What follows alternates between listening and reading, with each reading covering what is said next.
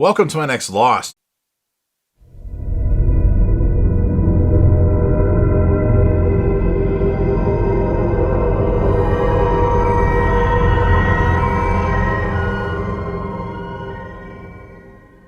Season 4 episode review video. Before I get into that, though, pretty important. If you aren't caught up to the point where I am every watching, you're watching Lost, or you're just not entirely sure, then you definitely need to take the initiative and pay attention to the episode's title, which of course I'll mention, as well as put in the description. If that happens to be the case, if you're not caught up, it would be my recommendation that you don't watch this detailed review any further to avoid any potential spoilers.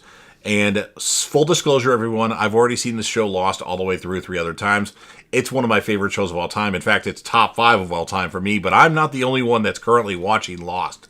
The legendary Crazy Coffee Man, who you see in my comment section for Breaking Bad, Lucifer, Dexter, Dexter New Blood, Dexter Original Sin, soon to be Dexter Resurrection, and some physical media related videos, is actually watching Lost for the first time. So, join us on the journey and let's discuss this awesome and amazing show in the comment section. However, I don't want to see any spoilers past this episode. So with all that said, this will be Lost, Season 4, Episode 4. The title of this episode is called Eggtown, and this will be my review reaction recap after just finishing watching the episode. So we have Locke waking up in a house in the barracks. He goes to the kitchen, he fries up a couple eggs and slices a melon.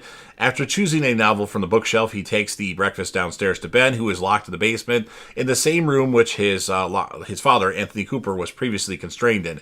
Locke comments that those are the last 2 eggs in Ben's house, and Ben belittles John for being so desperate and unable to figure out what he should do next. He cites Locke's recent failure to find Jacob's cabin as evidence and tells Locke he is now more lost than ever, as he is now even asking for Ben's help. Locke tells Ben he knows what he is trying to do and leaves, taking the breakfast with him, and then outside, John throws the tray of food at the wall, and Ben hears John's frustration and smiles, so he knows he's getting to John Locke. Kate is sitting on the porch drinking coffee with Claire when Sawyer comes over to them. Claire leaves to make Sawyer coffee, and Sawyer offers Kate a room in his house. Kate tells him she's not moving in with him, and at the mention of a possible pregnancy, she tells him to go home. We have our flash forward. Kate and her lawyer arrive at the courthouse. Kate is hesitant about entering and asks if there is a back entrance. Her lawyer tells her that she will go in the front door with her head held high. Kate then puts on sunglasses. They enter through a throng of reporters and protesters, with Kate's lawyer refusing to give any comments. And then inside, court is called to session, and the bailiff reads a list of Kate's charges, which include fraud, arson, assault, and murder. Kate pleads not guilty, which seems to shock the court's audience, and then the judge asks to hear arguments on bail, and the district attorney requests that Kate be remanded in custody. Kate's lawyer argues that she is not a flight risk because she is one of the most recognizable people in America, but the judge agrees with the district attorney and orders Kate to be taken into custody. Jin and Sun are trying to decide where to live once they leave the island. Jim is studying a map and in English mentions Albuquerque and New York. Sun says she wants to raise her baby at home in Seoul, Korea. Jin reminds Sun that the child is our baby. Before Sun can respond, Jack, Daniel Faraday, Charlotte, and Juliet return. Jack tells them Saeed and Desmond have left on a helicopter so they can make arrangements to get us all off the island. When Sun asks Jack where Kate is, he replies she stayed with Locke. Kate goes to Locke's house and asks to speak to Miles. Locke declines and warns Kate that while she may think that this is a democracy because of the way that Jack ran things, but it is not. Kate seems surprised by Locke's attitude and calls it a dictatorship, to which Locke tells her that if it were a dictatorship, he would have shot her and gone on with his day. He then tells Kate when dinner will be ready and ends the conversation. Kate approaches Hurley and tricks him into telling her that Miles was moved from the rec room to the boathouse. Hurley knows she just totally Scooby-Dooed him. She promises not to let Miles go and heads to confront Miles. Inside the boathouse, she finds Miles bound to a chair and demands to know if Miles knows who she is. Miles won't answer her until she does a favor for him. Kate replies that she cannot free him, but Miles says he is exactly where he wants to be. He wants some time with someone. That someone being Ben. Back to our flashback or flash forward. Kate's lawyer meets her inside a prison parlor.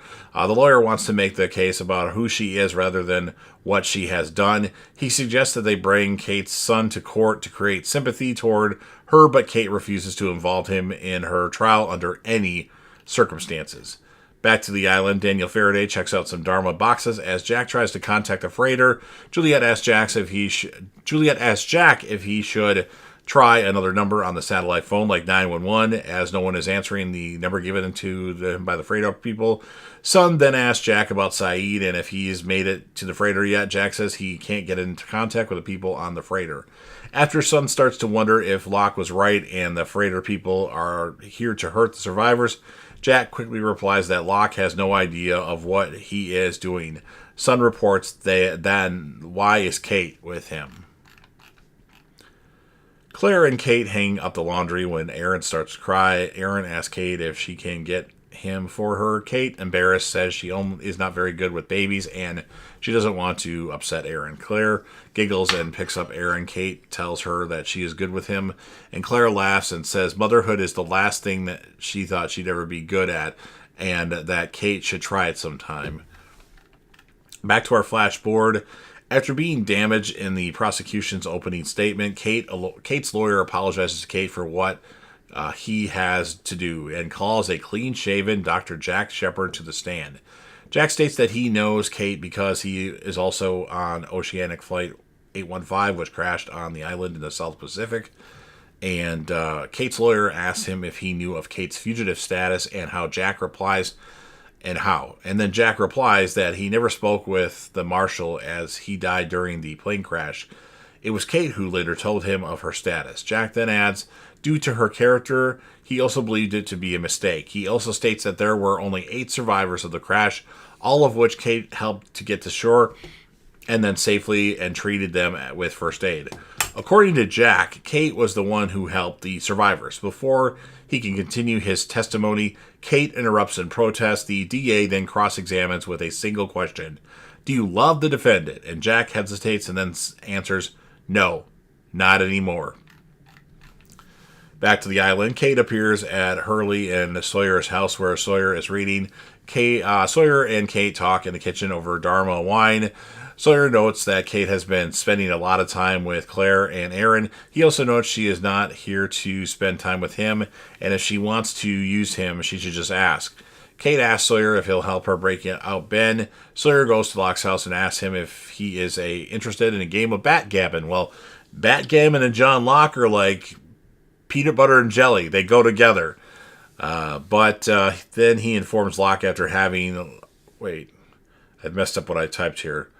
But then he informs Locke after first having Locke give his word he won't hurt Kate that she wants to break Ben out so she can talk to Bruce Lee from the freighter. So he can talk to Bruce Lee from the freighter. So Miles has his nicknames, and Sawyer has his nicknames as well. And together they go to the boathouse but find it empty. Miles and Kate are meanwhile breaking into the basement of the house, and Miles goes to talk to Ben. Miles asks Ben if he knows who he is, and he does know who Miles works for. Ben replies yes to both. Miles tells Ben that he wants $3.2 million, and he will tell his boss that Ben is dead, and he can take care of Charlotte, the only other one who knows Ben is alive. Ben wonders why the amount is so precise. When Ben feigns his inability to get the money, Miles yells at him not to treat Miles like he's one of the losties, the people that have been on the island, since he knows who Ben is and how powerful he is. Miles first gives Ben 2 days to come up with the money in cash, but as Ben is a prisoner, he gives him 1 week. Kate then pins Miles against the wall and demands he tell her what he knows about her. He admits he knows all about her, claiming that the freighter crew have detailed information about everyone on Oceanic Flight 815, especially everyone in the manifest. He then goes on by saying her full name, why she was on the plane, and lists the various crimes she has committed. They attempt to leave, but Locke and Sawyer appear at the top of the stairway. Locke reclaims Miles and demands that Kate return to her home. Kate listens to music as Claire arrives. Locke shows up, wanting to talk to Kate alone. After finding out from her what Ben and Miles said to each other, Locke tells Kate she's not welcome here anymore and tells her to be gone by the morning. Kate then goes to Sawyer, who says that if she wants to stay, he'll protect her from Locke, and then they become intimate. Kate's mother, this is back to our flash forward, Kate's mother approaches her in a witness room. She asks why Kate didn't come see her. Kate says the last time she contacted her mother shouted and called the cops. Her mother tells Kate that the doctors told her she has 6 months to live, and she's been told that the last 4 years. She says she doesn't want to testify against Kate. Kate replies, then don't. Her mother implies that she won't testify if she could see Kate's child. Kate refuses, saying that she doesn't want her anywhere near her child. Kate then goes to Sawyer, who says that if she wants to stay, he'll keep her safe from Locke, and they become... I already said that. I messed up something here. Oops. And then that night, Daniel Faraday and Charlotte are conducting a memory experiment with the Dharma playing cards. After being timed by Charlotte, Daniel can only remember 2 of the 3 cards, and contrary to what Charlotte says, he feels he is making no progress. Jack appears, demanding to know why the line isn't working, and no one answers the phone. Charlotte reveals that she has an emergency number, but it only can be used in extreme cases. Juliet tells her threateningly that that it is an emergency, and Charlotte then dials the emergency line. She says to Regina that the people want to talk to their friends, Saeed and Desmond, who left with Frank on the helicopter the night before to make sure that they all are right. Regina states that she doesn't know what Charlotte is talking about. Regina then adds that she is under the impression that the helicopter was still on the island. Miles is in the boathouse with his wrists suspended from the rafters. Locke arrives and says that he is responsible for the well-being of the island. Instead of bringing breakfast, Locke shoves a grenade in Miles' mouth and pulls the pin, so Miles' mouth is holding down the trigger mechanism. Locke tells him that that if he doesn't talk or lift his teeth from the trigger, he'll be fine. And then Locke calmly states that this is his punishment for breaking the rules.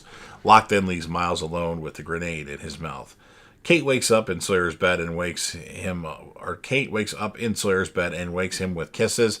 He tells her that he understands that she didn't want to go all the way last night because she was sad, and again turns down his advances. He respects her wishes, but becomes exasperated and grumbles that she still thinks she might be pregnant.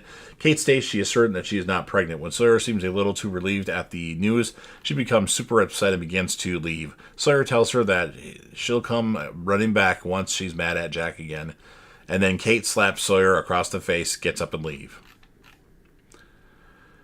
Back to our flash forward. In court, the DA has a problem and speaks with her fellow attorneys. At the bench, she informs the judge that Kate's mother cannot be present.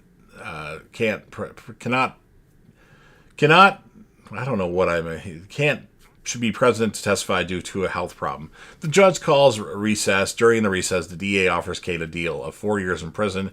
Kate's lawyer objects, claiming that the jury would never choose jail time for her due to the heroic story and the fact that she was killing her father to save her mother from abuse. The DA offers a deal of time served plus 10 years in state probation. Kate agrees over the lawyer's objection, telling the DA to give her something to sign because she just wants the whole thing behind her. She adds that she isn't going anywhere because she has a son. And then Kate leaves the court from a back door and sees a taxi waiting for her. Jack calls out for her. She asks how he knew she'd be there. Jack states that her lawyer owed him one. He tells her that he didn't mean what he said in court. Kate tells him that she's heard him tell the story he told on the stand so many times that she actually thinks he's starting to believe it. Kate invites Jack back to her house to visit her and her son. He refuses, saying that he has to get back to the hospital, but offers to meet her for coffee instead. Kate tells him she understands why he doesn't want to see the baby, but that until he does, there won't be any talks over coffee. She then adds that if he ever changes his mind, he can visit whenever he likes. And then Kate arrives home and is greeted warmly by a nanny. The nanny remarks that Kate's baby missed her badly, but is now asleep upstairs. Kate enters the baby's bedroom to see her boy, a toddler with very blonde hair. The child wakes up, hugs Kate, and says happily, Hi, Mommy. And Kate responds, Hi, Aaron. Ending this episode of Lost. Well, interesting. So now Aaron is Kate's son. I thought it was Claire's son. We'll find out what that's all about. But I'll score this episode an 8.7 out of 10. My characters of the episode, Kate, Sawyer, and John Locke. So you've heard everything that I had to say. Now it's your turn. If you're a fan of Lost and you want to help me out with the YouTube algorithm, please make sure that you help smash the like button, share the video with a friend, put this video on any one of your social media platforms. Don't forget to sound off in the comment section about what your thoughts are on this episode of Lost. What would you rate the episode? Who would be your character of the episode? And anything else that you want to add as well. Remember, you'll be interacting with me and the legendary Crazy Coffee Man. And then last but certainly not least, don't forget to hit that sub button. You're watching the video anyway. Subscribe to the channel. Help me get over 100,000 subscribers. Join the team, show your damn support, and be a part of something special. And you never know what you're going to see on JDev TV.